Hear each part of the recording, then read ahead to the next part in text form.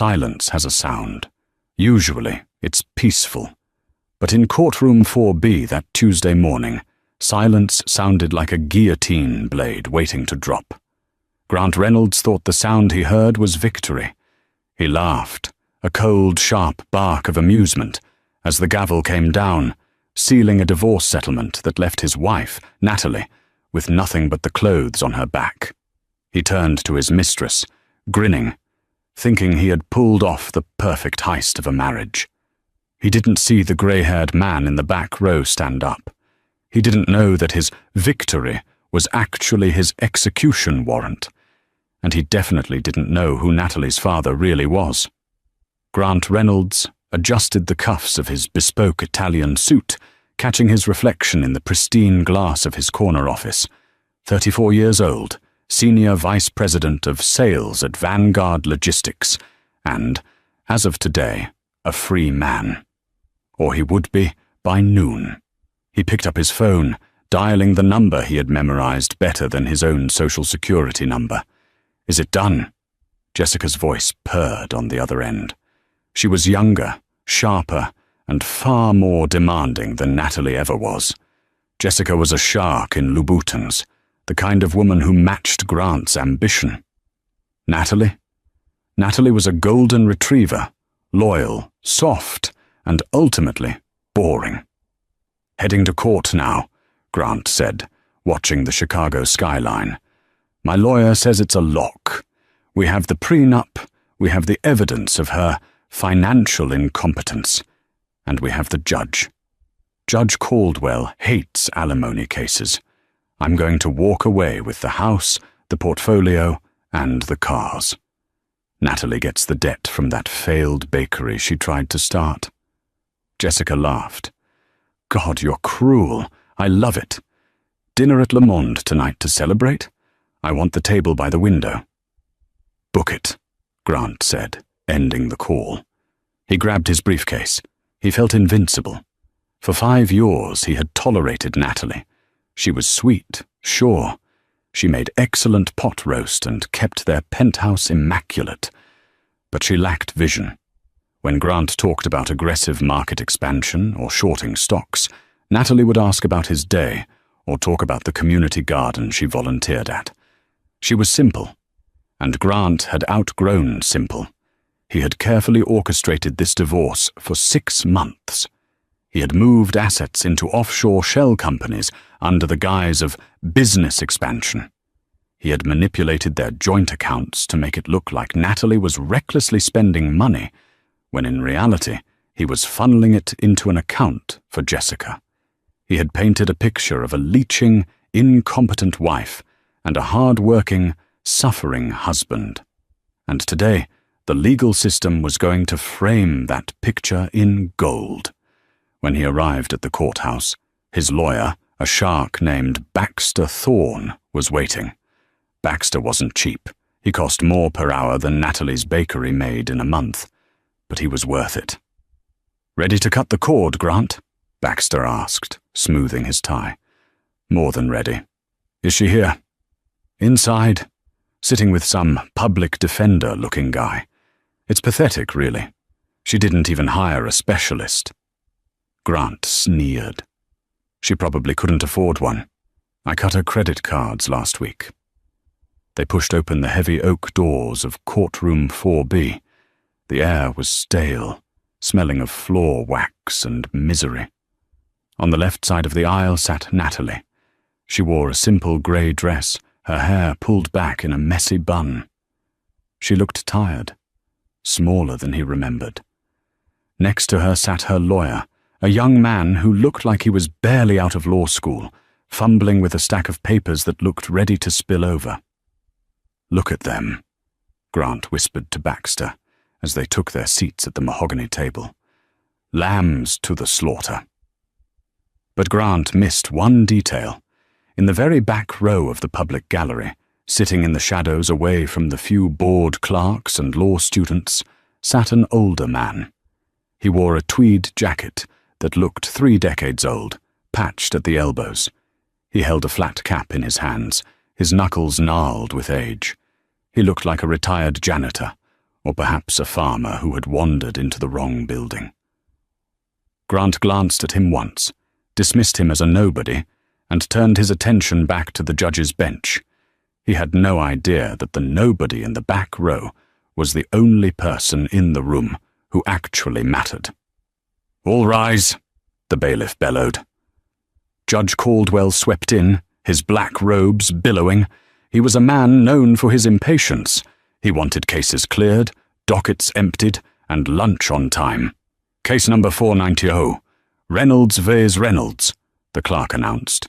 "Proceed," Caldwell grunted, not even looking up from his file. Baxter Thorne stood up, buttoning his jacket with a flourish.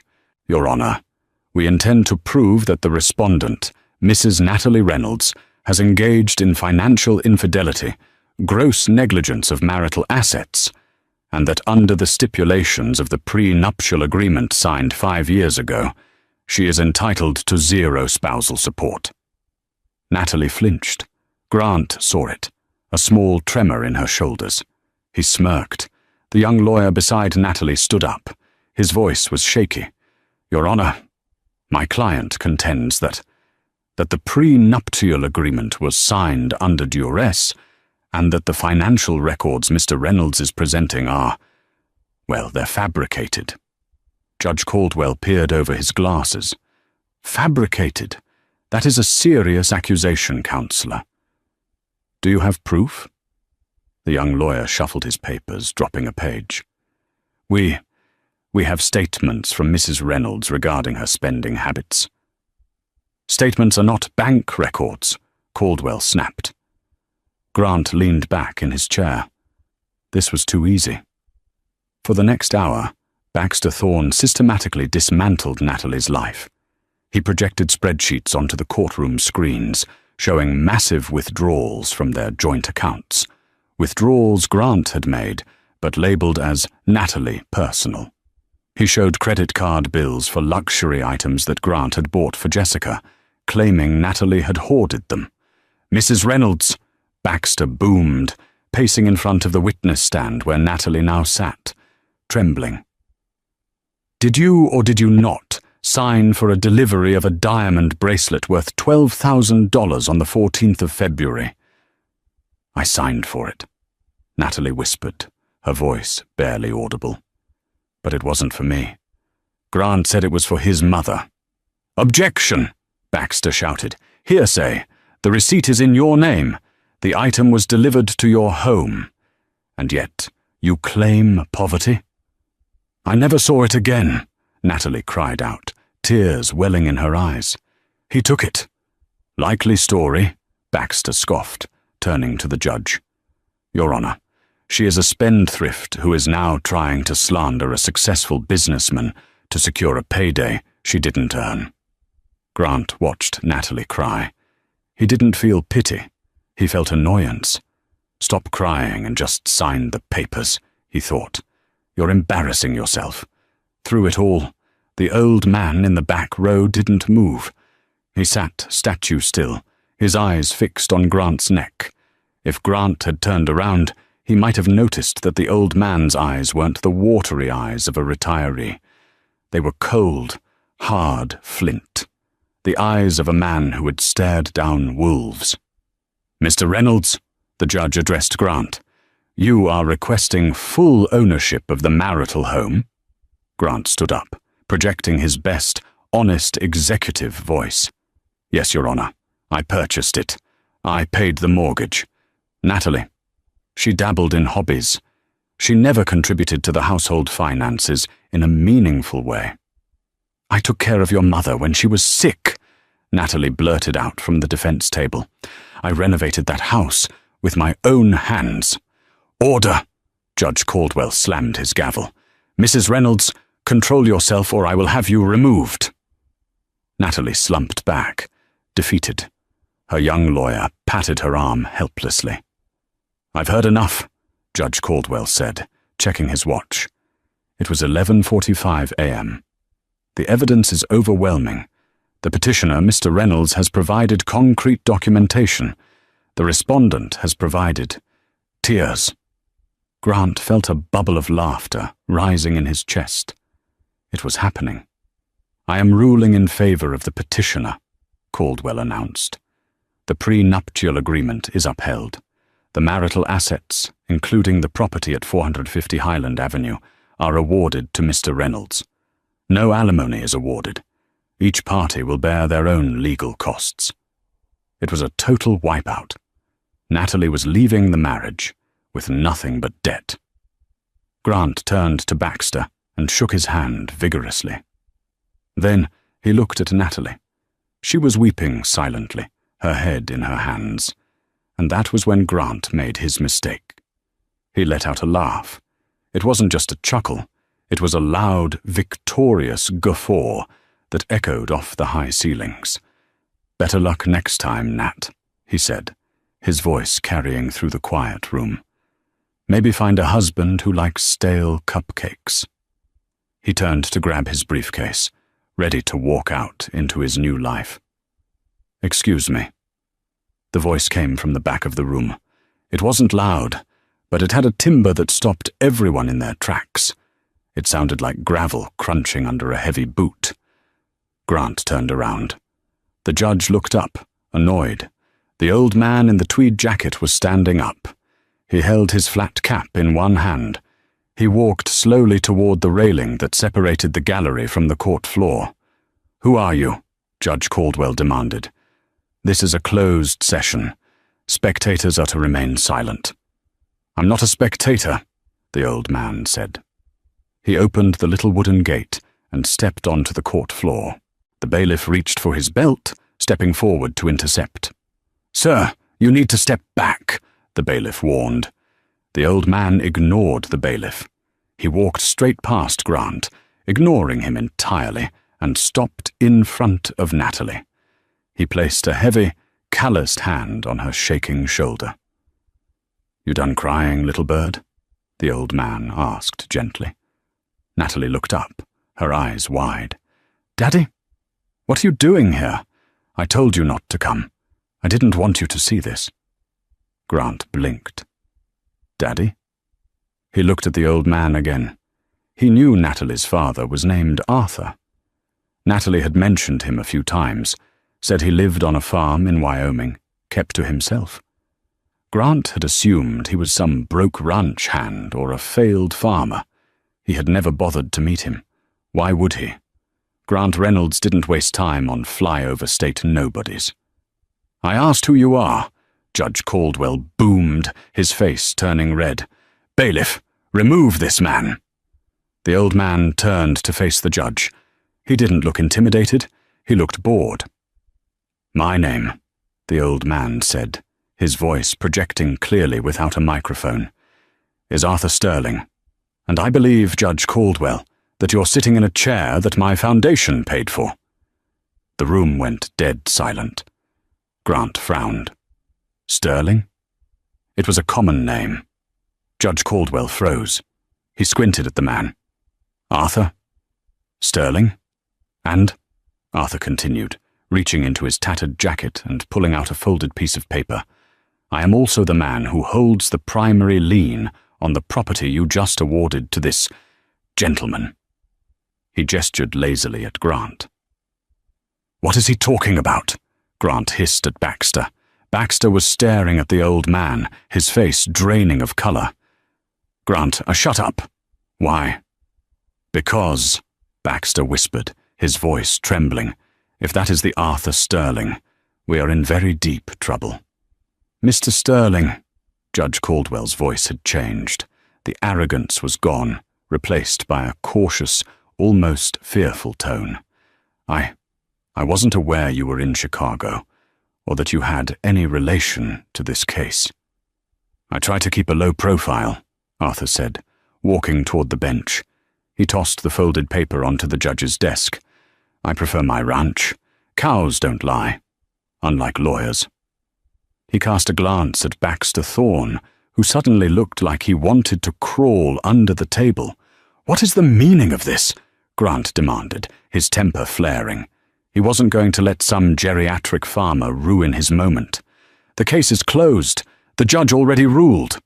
Arthur turned to Grant. For the first time, Grant saw the full force of the man. Arthur wasn't tall, but he had a presence that sucked the oxygen out of the room.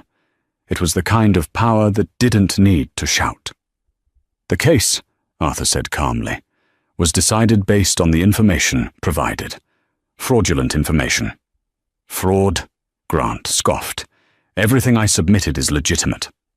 Is it? Arthur asked. You submitted a deed for the house at 450 Highland Avenue. You claimed you bought it. I did. I paid the down payment. You paid the down payment on a loan, Arthur corrected. A loan backed by a guarantor.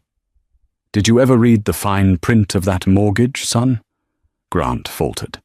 He hadn't read it. He just signed where the broker told him to. The guarantor, Arthur said, was Sterling Land and Trust. Grant rolled his eyes. So, that's a bank? No. Arthur smiled, a dry, humorless twisting of lips. That's me. A collective gasp went through the few people in the room. Arthur turned back to the judge. Your Honor, 5 years ago, I gave my daughter a wedding gift. I quietly backed the loan on their home through my private trust. However, there was a clause in the guarantee agreement. Clause 14A. In the event of marital dissolution initiated by the co-borrower due to infidelity or bad faith, the entire principal balance becomes immediately due, and ownership reverts to the guarantor until the debt is satisfied. Arthur looked at Grant. You don't own that house, boy. You owe me $1.2 million. Immediately. Grant felt the blood drain from his face. That's not possible. The bank never said. I own the bank, you moron, Arthur said casually. Grant looked at Baxter. Is this true? Baxter was frantically scrolling through a document on his tablet. I missed it. It was buried in the underwriter disclosures. It looks binding, Grant. But that's not all, Arthur continued, enjoying the moment. He walked over to the defense table and stood next to Natalie, putting a protective arm around her. You see, Natalie is a modest girl. She wanted to marry for love. She didn't want a man who wanted her money. So when she met you, she asked me to keep her trust fund a secret. Trust fund? Grant choked out. She worked at a library. She tried to start a bakery and failed. She didn't fail, Arthur corrected. I shut it down because I wanted her to come home to Wyoming. But that's family business. As for the money, Natalie is the sole beneficiary of the Sterling copper estate.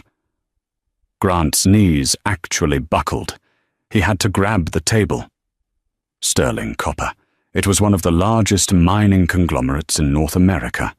If Natalie was the heir, she wasn't just rich, she was wealthy. We're talking private jet wealthy. And he had just divorced her over a few $100,000 and a mistress who worked at a makeup counter. Now, Arthur said, his voice dropping an octave, becoming dangerous. You tried to leave my daughter destitute. You mocked her. You laughed at her. You cheated on her. Arthur pulled another document from his jacket. My investigators have been following you for 3 months, Grant. We have the wire transfers to the Cayman Islands. We have the receipts for the apartment you rented for Miss Jessica Vane. And we have proof that you have been embezzling from your own company, Vanguard Logistics, to fund your lifestyle. Grant's heart stopped. That's a lie. Is it? Arthur looked at the back of the courtroom. Officers? The doors opened again. 2 officers from the Economic Crimes Unit walked in, followed by a man Grant recognized instantly, the CEO of Vanguard Logistics, Mr. Henderson. Mr. Henderson looked furious. Grant Reynolds, Henderson spat. You're fired, and I'm pressing charges. Grant looked around wildly. 5 minutes ago, he was a free man, a wealthy divorcee, a winner. Now the walls were closing in. Wait, Grant stammered, looking at Natalie.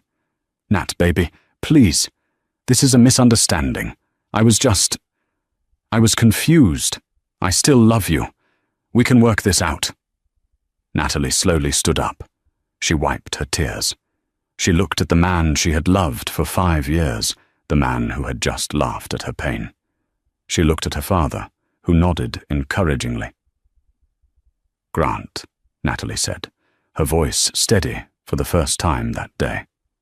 You didn't want me. You wanted a trophy. And you didn't want a partner. You wanted a victim. She picked up the divorce decree the judge had signed. You wanted the divorce, she said. You won. Congratulations. Arthur Sterling stepped forward, blocking Grant's view of Natalie. He looked at the police officers. He's all yours, gentlemen. The click of the handcuffs was not the metallic clink Grant had seen in movies. It was a ratcheting, mechanical grinding sound that vibrated up his forearms. It was tight, uncomfortably tight, pinching the delicate skin of his wrists and pressing against the expensive fabric of his bespoke dress shirt. Grant Reynolds, the officer droned, his voice bored, as if he did this 10 times before breakfast. You are under arrest for grand larceny, wire fraud and embezzlement. You have the right to remain silent. Grant couldn't hear the rest. His ears were ringing. A high-pitched whine, like a dog whistle, drowned out the reading of his rights. He looked around the courtroom, his eyes wide and frantic, searching for an exit, a loophole, a reset button. Baxter! Grant screamed, twisting his body, causing the officer to yank his arm up painfully. Baxter, do something! This is insanity! Tell them! Baxter Thorne, the lawyer who had been smirking just 20 minutes ago, was busy shoving papers into his briefcase. He wouldn't even look Grant in the eye. I can't represent you in a criminal case, Grant, Baxter muttered, clicking his briefcase shut. I'm a family law attorney, and frankly, considering you lied to me about your assets and used my firm to facilitate fraud, you'll be hearing from my malpractice insurance provider. Don't call me. Baxter walked out. He didn't look back. The rat was the first to flee the sinking ship. Grant was shoved forward. He stumbled, his polished Italian leather shoes slipping on the linoleum floor. He looked up and saw Mr. Henderson, the CEO of Vanguard Logistics. Henderson was a man Grant had idolized, a man Grant had mimicked. Henderson, Grant pleaded. Arthur Sterling is lying. He's crazy. You know me. I'm your top earner. I brought in the chaotic accounts. I'm the reason our Q3 numbers were up. Henderson's face was a mask of purple rage. He stepped into Grant's personal space, close enough that Grant could smell the coffee on his breath. You're the reason, Henderson hissed, that the SEC is currently raiding my office. You're the reason I have auditors tearing apart 5 years of books. You didn't just bring in numbers, Grant. You were cooking the books. Arthur Sterling didn't just call the police. He sent a forensic accounting team to my board of directors this morning. Henderson poked a finger into Grant's chest. You skimmed $3 million off the top of the logistics contracts. You thought we wouldn't notice because you hid it in the miscellaneous shipping overages fund. But you got greedy. Grant's mouth opened and closed. I was going to pay it back. It was a loan, an investment. It was theft, Henderson spat. I hope you rot. The officers hauled Grant toward the exit. As they passed the plaintiff's table, Grant saw Arthur Sterling helping Natalie into her coat. Natalie looked different. For years, Grant had seen her as a burden, a plain, simple woman who didn't understand his brilliance. But now, seeing her standing next to a billionaire titan of industry, wrapped in the protective aura of her father, she looked regal. She looked untouchable. She didn't look at him with hate. She didn't look at him with anger. She looked at him with pity, and that hurt worse than the handcuffs. Nat, Grant whimpered. Arthur Sterling stepped in front of her again, a human shield of tweed and iron will. "Get him out of my sight," Arthur commanded the officers. The walk from the courtroom to the police cruiser was the longest mile of Grant's life. He expected a private exit. He expected discretion. After all, this was a civil court. But Arthur Sterling didn't do things by halves. When the double doors of the courthouse swung open, the flashbulbs blinded him. There were cameras everywhere. Local news, business journals, even a few paparazzi. The word Sterling drew press like blood drew sharks. The headline wasn't just local salesman arrested. The headline was son-in-law of mining magnate Arthur Sterling arrested for multi-million-dollar fraud. "Mr. Reynolds, is it true you embezzled money to fund a mistress? Grant, look here. Did you know your wife was an heiress? Mr. Reynolds, are you going to plead guilty?" Grant ducked his head, trying to hide his face with his shoulder. But it was useless. The images were being captured at 10 frames per second. The image of the arrogant, laughing man from the courtroom was gone, replaced by a sweaty, terrified criminal being shoved into the back of a squad car. The door slammed shut. The interior of the car smelled of stale sweat and disinfectant. The cage wire separated him from the officers in the front. As the car pulled away, Grant looked out the window. He saw Natalie and her father walking down the courthouse steps. They weren't surrounded by the press. The reporters gave Arthur a wide berth, respectful and fearful. A sleek black limousine pulled up to the curb. A driver opened the door. Natalie got in. She didn't look back at the police car. She disappeared behind the tinted glass, vanishing from Grant's life as completely as a ghost. Grant leaned his head against the cold window of the police car. His heart was hammering a frantic rhythm against his ribs. "This is a mistake," he told himself. "I can fix this. I'm Grant Reynolds. I always win. I just need to make a few calls. I just need to get to a phone." He didn't realize yet that his winning streak was over. The dice had been loaded against him the moment he laughed in Arthur Sterling's face. The holding cell at the 19th Precinct was a stark contrast to the corner office at Vanguard Logistics. The walls were painted a depressing shade of institutional beige, peeling in the corners. The toilet was a stainless steel mockery of privacy in the corner. The bench was hard, cold concrete. Grant had been processed, fingerprinted, mugshot taken. His tie, belt, and shoelaces had been removed, leaving him looking disheveled and frantic, his expensive trousers sagging around his waist. He had been sitting there for 3 hours. Every time the heavy metal door opened, he jumped, hoping it was a lawyer. But it was just officers bringing in more drunks or petty thieves. Finally, an officer banged on the bars.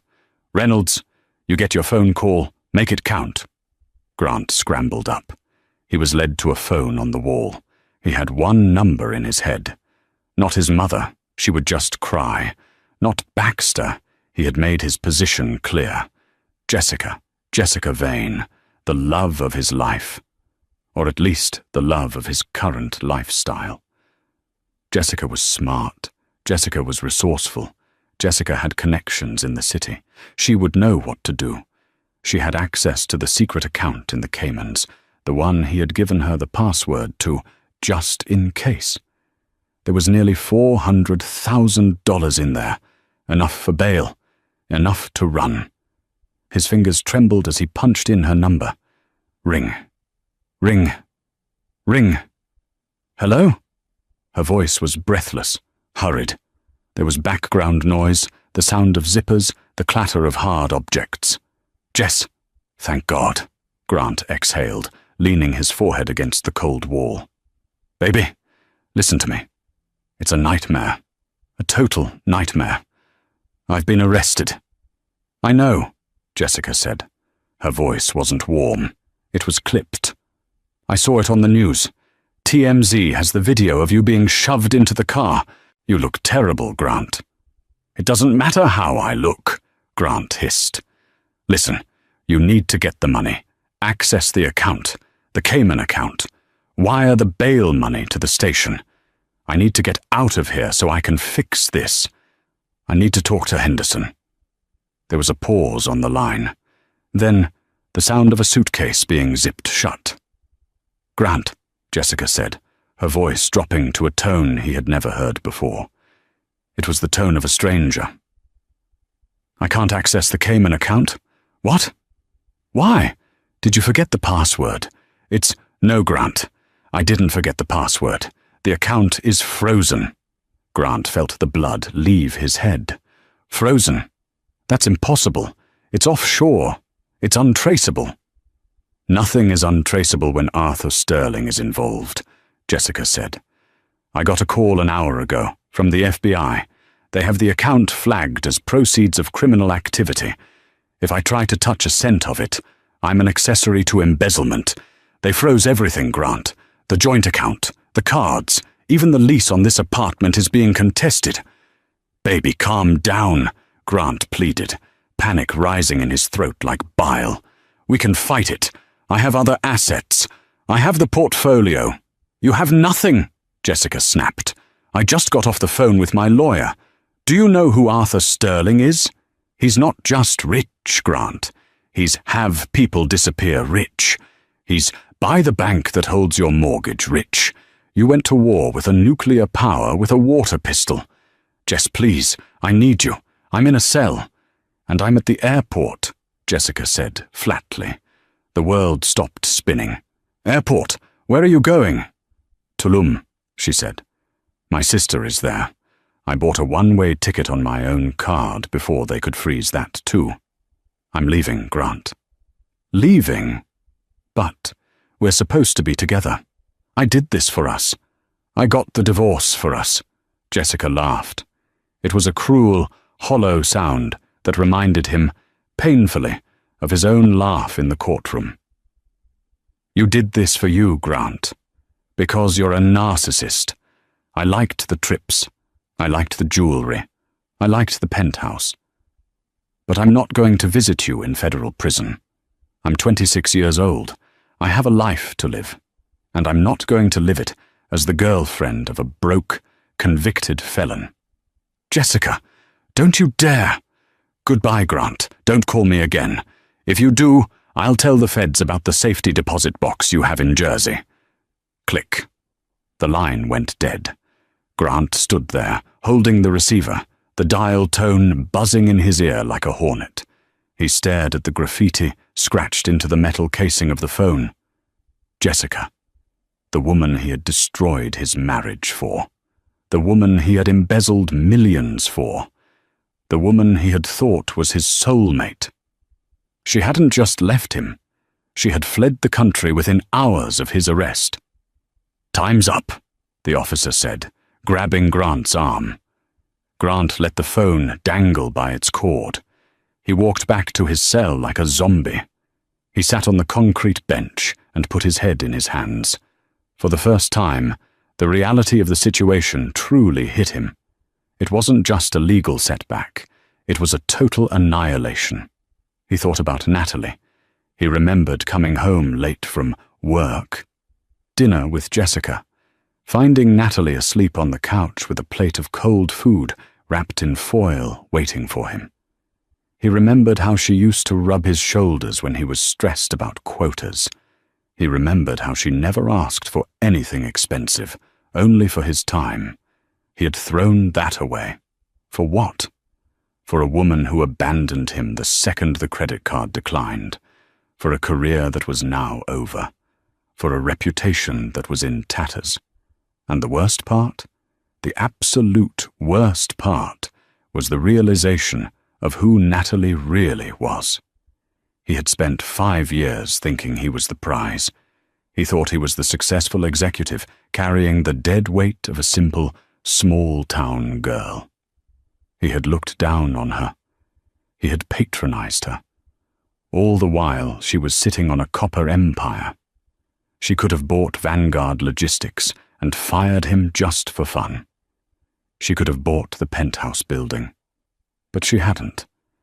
She had lived simply because she wanted a real life. She wanted him to love her, not her father's money, and he had failed that test in the most spectacular way possible. Sterling Copper, Grant whispered to the empty cell. He knew the name. Everyone in business knew the name. It was old money, the kind of money that built railroads and cities. Arthur Sterling was a legend, a recluse who famously despised the glitz of Wall Street. Grant remembered a conversation from 3 years ago. Natalie had asked him, "Grant, if I lost everything, if I couldn't work, if I was sick, would you still stay?" He remembered laughing and saying, "Don't be dramatic, Nat. Of course." But he had been checking his emails while he said it. She must have known then. She must have been testing him. The cell door clanged shut down the hall. Someone was screaming about their rights. Grant lay down on the hard bench, curling into a ball. He had no lawyer. He had no job. He had no mistress. He had no home. He had $1.2 million in debt to his ex-father-in-law, and he was facing 10 to 15 years in a federal penitentiary. He closed his eyes, and the image of Arthur Sterling standing in the courtroom played over and over in his mind. "I'm the man who holds the primary lien." Grant Reynolds realized then that he hadn't just lost a divorce case. He had walked into a trap that had been set years ago, a trap designed for a man exactly like him, a trap for a man who valued gold over loyalty, and the trap had snapped shut. 3 months had passed since the flashbulbs blinded Grant Reynolds on the courthouse steps. 3 months of federal detention at the Metropolitan Correctional Center. The MCC was a fortress of concrete and misery in the heart of downtown Chicago. It was a triangular skyscraper designed to prevent escape, but for Grant, it was a tomb. The high-rise views he used to covet from his corner office were now just slivers of sky seen through 5-inch slits in the frosted glass of his cell. He had been denied bail. The judge cited significant flight risk and attempts to access offshore accounts associated with criminal enterprise. Jessica's attempt to run to Tulum had backfired spectacularly on him. It painted him as a man with an escape plan, even though he had been abandoned. Grant had lost 20 pounds. His hair, once styled with expensive pomade, was grown out and greasy. The bespoke suits were replaced by a bright orange jumpsuit that chafed his skin. But the physical degradation was nothing compared to the psychological torture. He had plenty of time to think, time to replay every moment of the last 5 years, time to realize that every move he made, which he thought was brilliant strategy, was actually a step toward a cliff. It was a Tuesday afternoon, rainy, judging by the grey light filtering into the cell block, when the guard banged on his door. "Reynolds, legal visit." Grant perked up. He had been assigned a public defender, a harried woman named Mrs. Higgins, who smelled of cigarettes and despair. She was trying to get him a plea deal, but the prosecution wasn't budging. They wanted his head on a pike to satisfy the shareholders of Vanguard Logistics. He shuffled down the hallway, his shackles clinking. He was led into a small, sterile room, divided by a thick pane of bulletproof glass. He sat down, expecting to see Mrs. Higgins with her overflowing folders. He didn't see Mrs. Higgins. Sitting on the other side of the glass, posture impeccable, hands folded on the metal ledge, was Arthur Sterling. Grant froze. His breath caught in his throat. Arthur looked exactly the same as he did in the courtroom. Tweed jacket, flat cap on the table, eyes like polished flint. He didn't look angry. He looked like a man inspecting a fence post that had rotted. "Sit down, Grant," Arthur said. His voice was muffled slightly by the glass, but still carried that undeniable authority. Grant sat. He felt a sudden, desperate urge to weep, to beg, to scream, but he held it together. He still had a shred of pride left, though it was tattered. "What are you doing here?" Grant asked, his voice raspy from disuse. "Did you come to gloat? To see the animal in the zoo?" Arthur shook his head slowly. "I don't derive pleasure from this, son. Wastefulness always bothers me. And you are a profound waste of potential." "You ruined me," Grant spat, leaning toward the glass. "You set me up. That trap with the house lien, you knew, you planned it."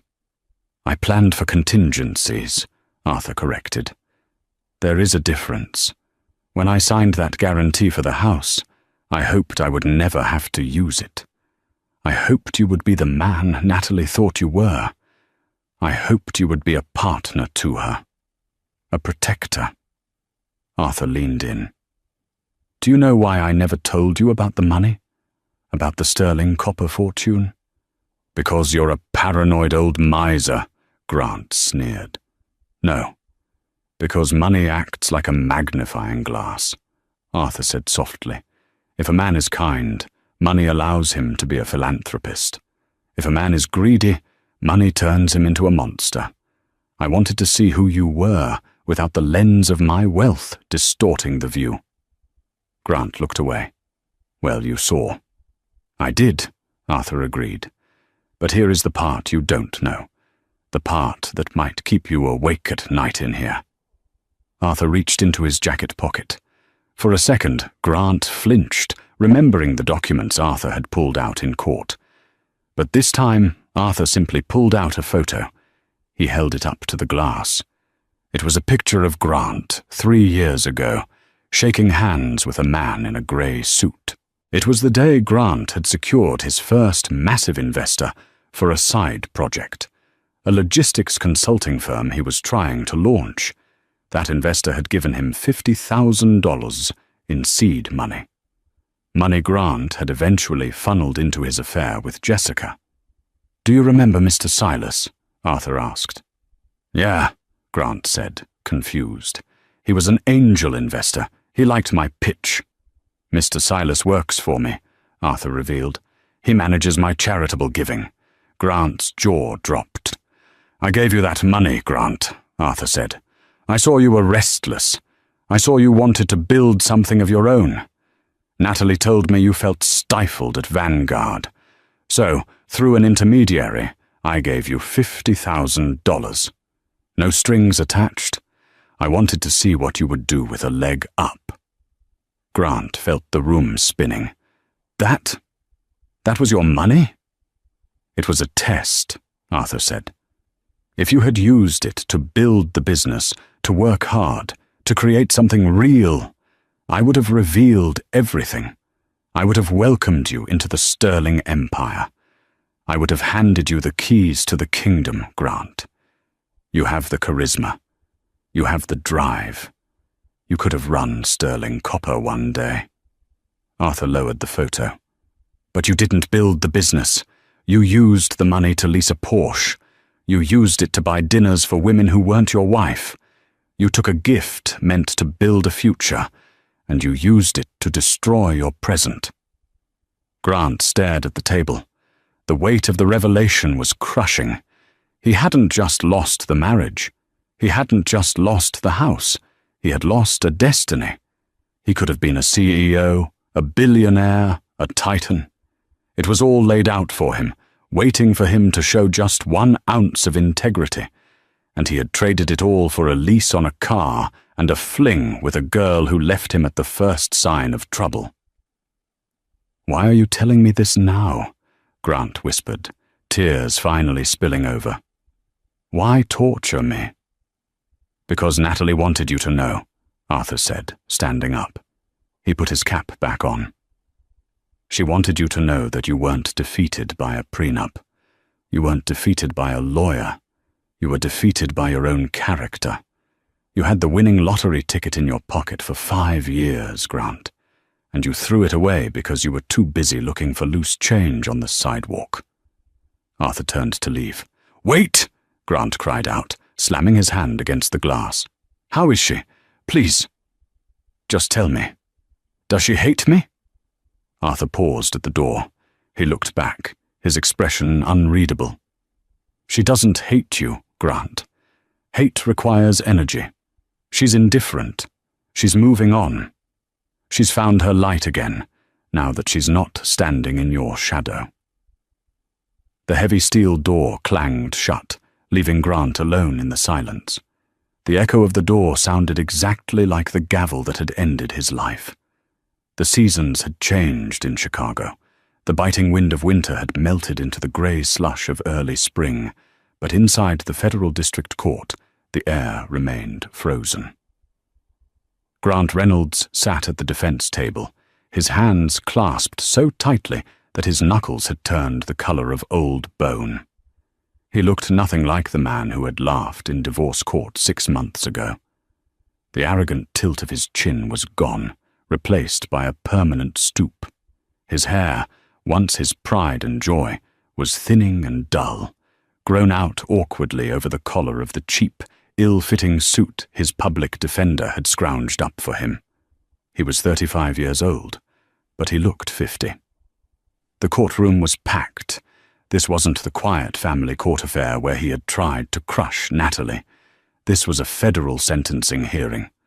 The gallery was filled with grim-faced shareholders from Vanguard Logistics, employees who had lost their bonuses because of his embezzlement, and journalists hungry for the final chapter of the sterling son-in-law scandal. Grant scanned the back rows again, his eyes darting frantically.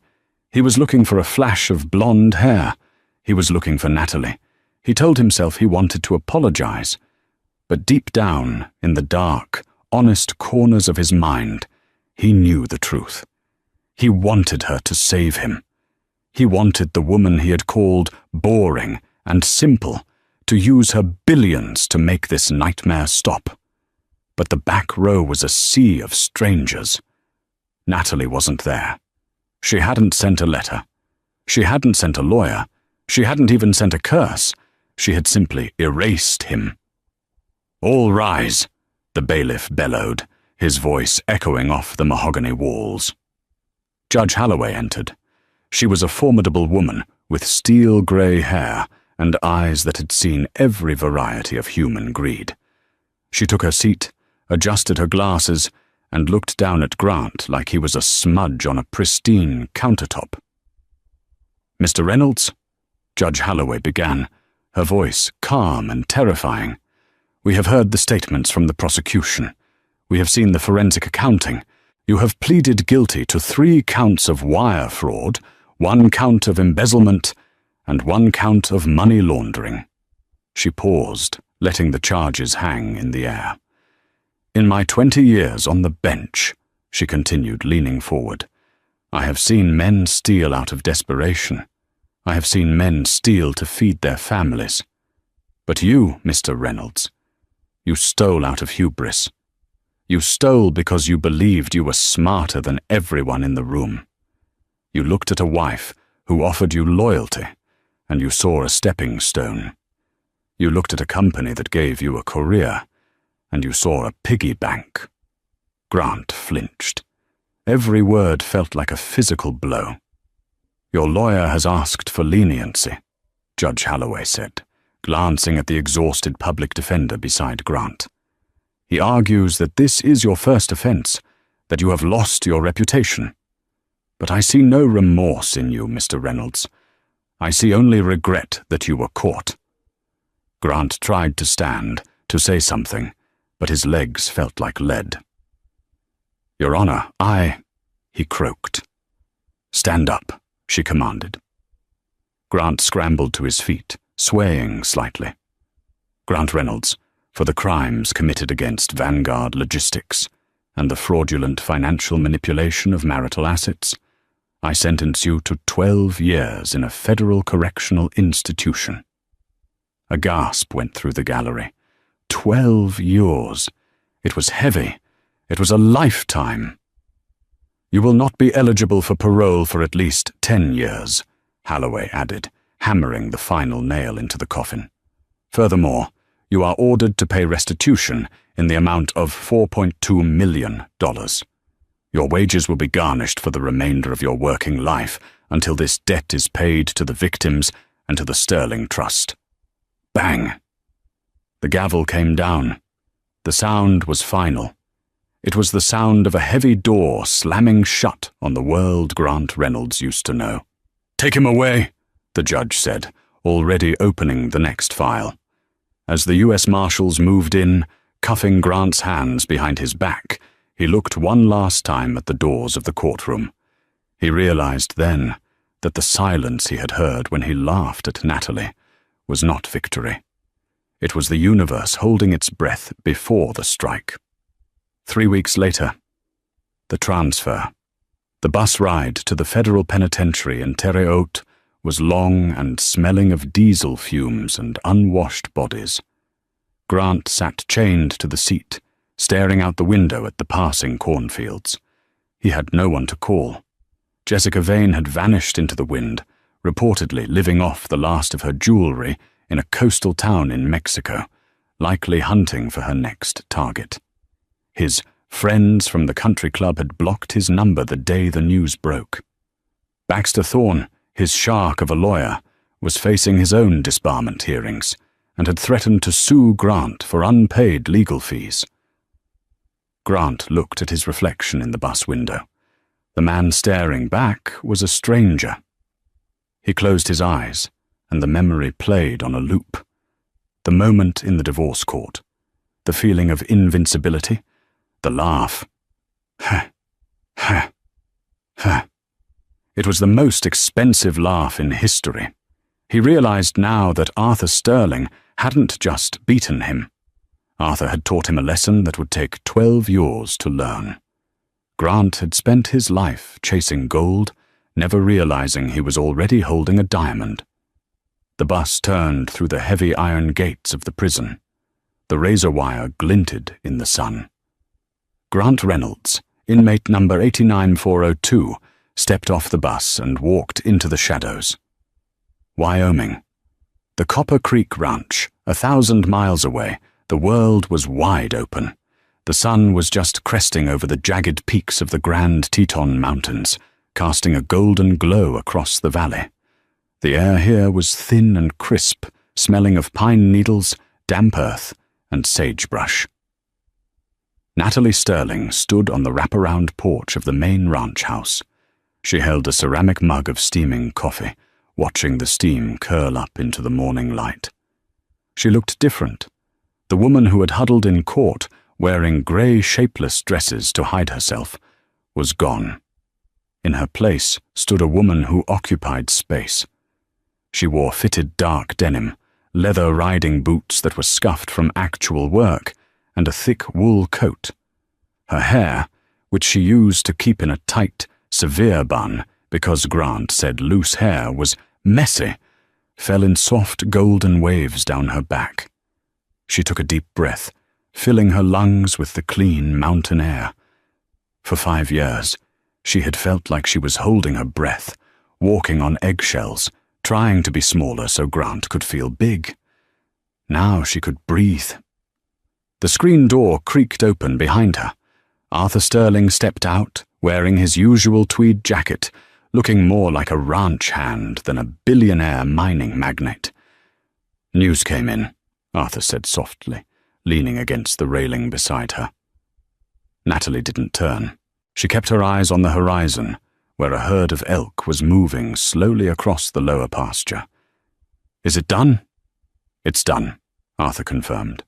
Judge Halloway gave him 12 years, and full restitution. Natalie took a sip of her coffee. She waited for the wave of emotion, sadness, pity, maybe a lingering spark of love. But there was nothing, just a quiet, settled peace. It was like finishing a book that had been dragging on for too long. You don't mourn the end. You just close the cover and put it back on the shelf. "It's a long time," she said simply. "It's the time he earned," Arthur replied. He watched his daughter carefully. "How do you feel?" Natalie turned to her father. Her eyes were clear and bright. I feel light. I feel like I woke up from a long, feverish dream.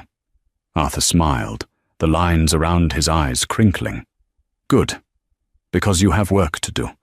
The board approved the final papers this morning. Natalie's face lit up, a genuine smile that transformed her face. The bakery initiative? The Sterling Culinary Institute for Women, Arthur corrected with a grin. Fully funded. You're the executive director. We're going to open the first 3 locations in Chicago, Denver, and Seattle. You're going to help a lot of women get back on their feet, Nat. It was the dream she had buried. Grant had called her baking a waste of time. He had shut down her little shop. Now she was going to use the empire he coveted to build a legacy that would outlast them all. She would take women who had been discarded, underestimated, and broken, and she would give them a way to build their own lives. I'm ready, Natalie said. I want to start Monday. Monday? Arthur laughed. Take the weekend, sweetheart. Go for a ride. Natalie set her mug down on the railing. Down in the paddock, a black stallion, a magnificent beast named Obsidian, whinnied, sensing her presence. You're right, she said. She vaulted over the porch railing, landing softly in the tall grass, just like she used to do when she was a teenager, before the city and the suits and the lies. Where are you going? Arthur called out, though he already knew. To the ridgeline, she shouted back, breaking into a run. I want to see the view from the top. She ran toward the horses, her laughter carrying on the wind. It wasn't a polite, stifled chuckle. It was a loud, joyous, uninhibited sound that echoed off the mountains. Grant Reynolds was sitting in a 6x8 concrete box, staring at a grey wall. But Natalie Sterling was flying. She kicked the stallion into a gallop, tearing across the open plains of Wyoming, riding toward a future that was finally, completely her own. And that is the story of how Grant Reynolds learned the hardest lesson of all. You never know who is truly sitting in the back of the courtroom. Grant thought he had won the game, but he didn't realize he was playing against a man who owned the board. He chased fool's gold and lost a diamond, proving that arrogance is the most expensive luxury in the world.